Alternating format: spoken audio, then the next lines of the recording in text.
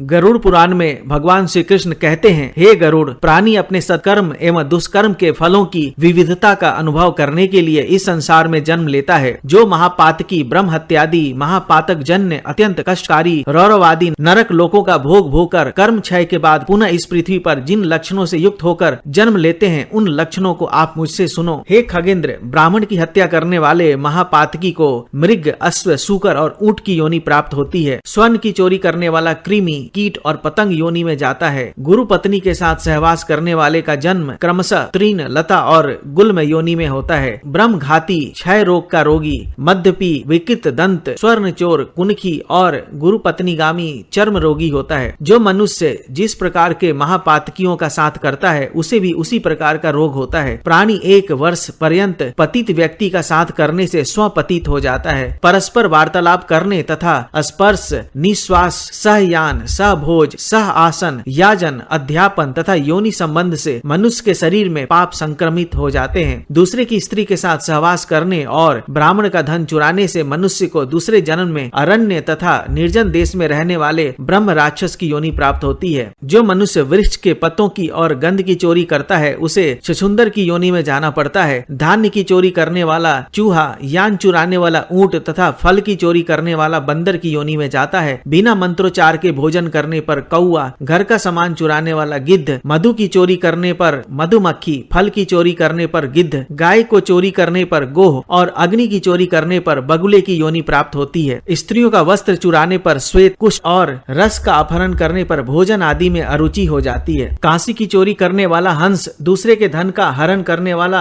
अपस्मार रोग से ग्रस्त होता है तथा गुरुहंता, क्रूर कर्मा, बौना और धर्म पत्नी का परित्याग करने वाला शब्द वेदी होता है। देवता और ब्राह्मण के धन का अपहरण करने वाला, दूसरों का मांस खाने वाला पांडु रोगी होता है। भक्ष्य तथा अभक्ष्य का विचार न रखने वाला अगले जन्म में गंडमाला नामक महारोग से पीड़ित होता है। जो दूसरों की धरोहर का अपहरण करता है, वह काना होता है। जो स्त्री के बल पर इस संसार में जीवन यापन करता है, वह दूसरे जन्म में लंगड़ा होता है। जो मनुष्य पति परायणा अपनी पत्नी का परित्याग करता है, वह दूसरे जन्म में दुर्भाग्यशाली होता है। अकेला मिष्ठान खाने वाला वात गुल्म का रोगी होता है। कोई व्यक्ति यदि किसी ब्राह्मण पत्नी के साथ सहवास करे तो श्रृगाल, सैया का हरण करने वाला दरिद्र, वस्त्र का हरण करने वाला पतंग होता है। मात सर्प दोष से युक्त होने पर प्राणी जन्मांध, दीपक चुराने वाला कपाली होता है। मित्र की हत्या करने वाला उल्लू होता है। पिता आदि श्रेष्ठ जनों की निंदा करने से प्राणी क्षय का रोगी होता है। असत्यवादी, हकलाकर बोलने वाला और झूठी गवाही देने वाला जलोदर रोग से पीड़ित रहता है। विवाह में विघ्न पैदा करने वाला पापी मच्छर की योनि में जाता है। यदि कदाचित उसे पुनः मनुष्य की योनि प्राप्त भी होती है तो उसका होठ फटा होता है। कन्या को दूषित करने वाले प्राणी को